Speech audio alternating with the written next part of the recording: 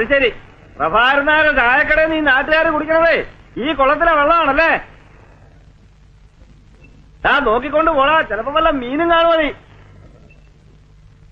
മീനൊന്നും കേറിയിട്ടില്ല. ആ അല്ലെങ്കിൽ പിന്നെ 2 മീൻ ഇപ്പൊ കയറിയാലെന്താ? ഉച്ചയ്ക്ക് വറുത്ത ചോറിന്റെ കൂടെ കൊടുക്കാം.